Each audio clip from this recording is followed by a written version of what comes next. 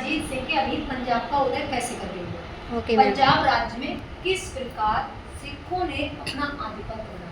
Okay. पहले थोड़ा सा बैकग्राउंड पीछे लेके चलते हैं। सबको पता होगा कि सिखों का उदय, जो सिख थे ना, सिखों का उदय, आपको मालूम होगा कि सबसे इसके प्रथम गुरु जो थे गुरु नानक। प्रथम गुरु, वो गुरु नानक देव थे। कौन थे? गुरु नानक गुरु नानक सिंह। नानक देव, गुरु नानक देव। इन्होंने ही सिख धर्म की स्टार्टिंग करी थी और इस तरीके से सिखों के 10 गुरु हुए। कितने हुए बेटा? 10 गुरु हुए 10 थे। गुरु हुए और जो 10वें गुरु थे उनका नाम था गुरु गोविंद। उनका नाम था गुरु गोविंद सिंह। गुरु गोविंद सिंह। गुरु गोविंद गोविंद सिंह। सिंह। गुरु गोविंद सिंह जी ने ही सबको सैन्य, तलवार चलाना, सैनिक जो चीजें मतलब कि युद्ध के वो गुरु गोविंद सिंह ने ही सिखाए थे। थे। तलवार अंदाजी बोलते हैं ना, हाँ मैम। उस तरीके से हथियार चलाना वो सब किसने सिखाया था? गुरु गोविंद सिंह ने ने ही सिखाया था। उसके बाद जब ये धीरे धीरे क्या हुआ, अफगान शासक आए,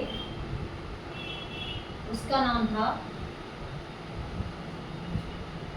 अफगान शासक था जिसका नाम था अहमद शाह अब्दाली।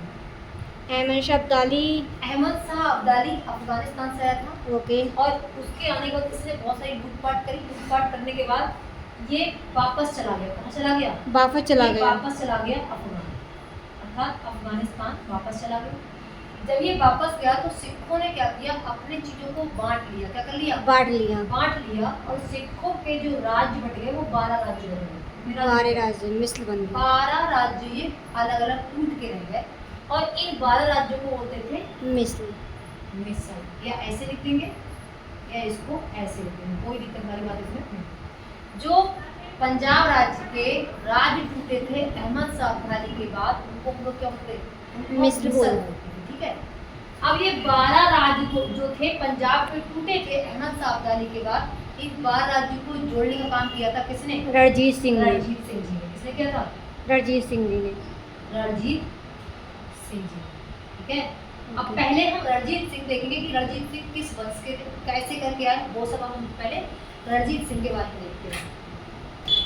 रणजीत सिंह का जो जन्म हुआ था, जैसे मैंने तुम्हें अभी बताया कि 12 मिसल थे और 12 मिसल्स में जोड़ने का काम रणजीत सिंह ने किया था। चकिया मिल्स के थे। किसके थे? सुकर चकिया मिसल के थे। मिसल के थे। और इनका जन्म 13 नवंबर 1780 ईस्वी को हुआ था।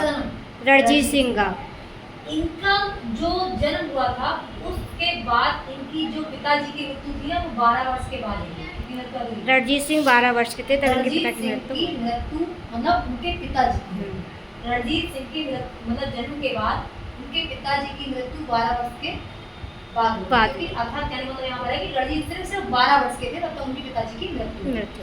अब पहली बात तो रणजीत सिंह बड़े प्रतापी थे और मतलब घुड़सवारी, ठीक है, घुड़सवारी, तलवार चलाना, ठीक, युद्ध कौशल, बहुत निपुण थे, बहुत चालाक थे। समझ में आया? कौन? रणजीत सिंह। इन्होंने क्या किया, इनके जो पिताजी का नाम था वो महासिंह था। क्या नाम था? महासिंह। और महासिंह जो थे वो सुकर चकिया मिसल के मुखिया थे। अब इनकी माता का नाम क्या था? राजकौर। जब इनके पिताजी की मृत्यु हुई, किसकी? महासिंह जी की जब मृत्यु हुई तो राजकौर ने क्या किया, किसने? इनकी मम्मी ने क्या किया, इन्हें सिंहासन पर बिठा दिया। किसको? रणजीत सिंह को। सिंहासन पर इनको बिठा दिया। किसको? रणजीत सिंह। जब रणजीत सिंह को सिंहासन पर बिठाया तो इसकी संरक्षिका कौन बन गई? उनकी माता जी बन गई, इनकी माता संरक्षिका। लेकिन उस समय पंजाब में इतनी बुरी कंडीशन थी कि इनको राजपाट संभालना कैसा हो रहा था? मुश्किल हो रहा था। मतलब ऐसा हो रहा था कि राज अब दूंगा। तो उसी में इनकी सदा कौर की कन्हैया मिसल की थी। कौन थी? कन्हैया मिसल की थी। और उन्होंने किनकी हेल्प करी? राजकौर की। राजकौर की। कहने का मतलब 12 मिल्स में शुकरचकिया मिल्स की इनकी माता राजकौर, उनके पिता महासिंह थे। और दूसरा जो मिसल था वो था कन्हैया मिसल, उसकी जो संरक्षिका थी वो सदा कौर थी। और सदा कौर ने किसकी हेल्प करी? राजकौर की हेल्प करी। फिर उसके बाद ये बैठ गए कौन? रणजीत सिंह। जब 12 वर्ष की उनके पिता की मृत्यु हो गई तब तक इनकी माँ ने क्या किया?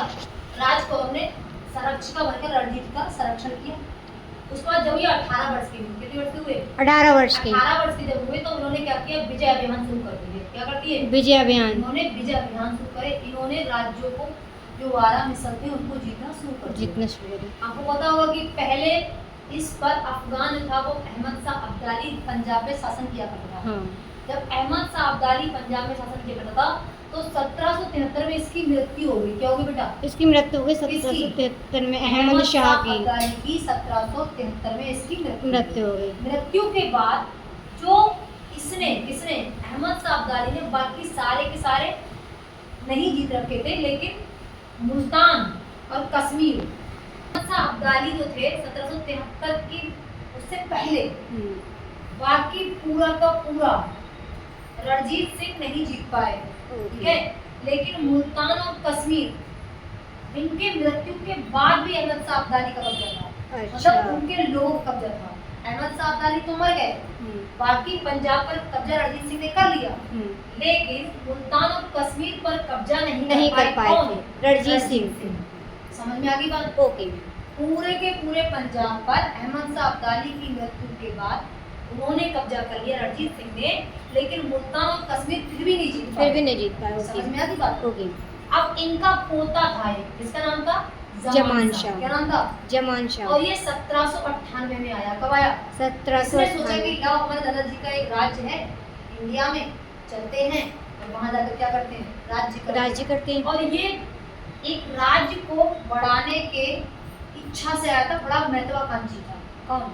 जमान शाह। जमान शाह 1798 में जब आया तो इसने क्या किया? जब जीतते हुआ तो लाहौर जीत लिया, पंजाब का बहुत बड़ा हिस्सा जीत लिया। इसने पूरा का पूरा क्या जीत लिया? लाहौर जीत लिया और पंजाब का बहुत बड़ा हिस्सा जीत लिया। उसके बाद इसने देखा कि जब जीत चला रहा तो इस बात पर रणजीत सिंह को बड़ा आश्चर्यचकित हो रहे थे कि कहीं ऐसा ना हो कि पूरा का पूरा ये पूरा पंजाब जीत ले। लेकिन तभी क्या हुआ? अफगानिस्तान में काबुल में, कहाँ पर? काबुल में लोगों ने क्या कर दिया? विद्रोह कर दिया। जब विद्रोह किया तब इसको पता लगा, किसको?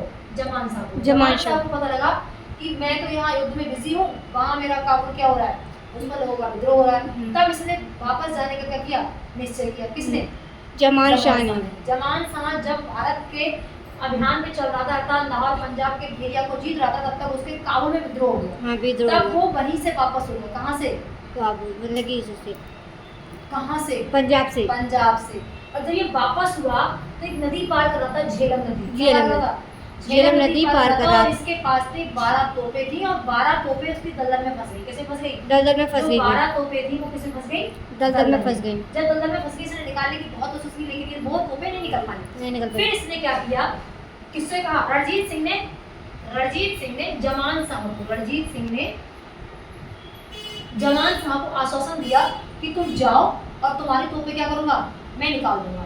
और रणजीत सिंह ने वही किया। जमान शाह की 12 तोपें निकाल करके कहाँ भेज दी?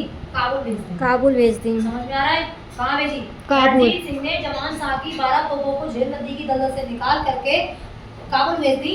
और इस बात से जमान शाह खुश हो गया और खुश होकर उसने लाहौर का शासन किसे बना दिया? रणजीत सिंह को। समझ में आ गया? ओके। इस तरीके से जो विजय थी रणजीत सिंह की वो क्या हो गई? अफगान पर इसकी पहली विजय हो गई।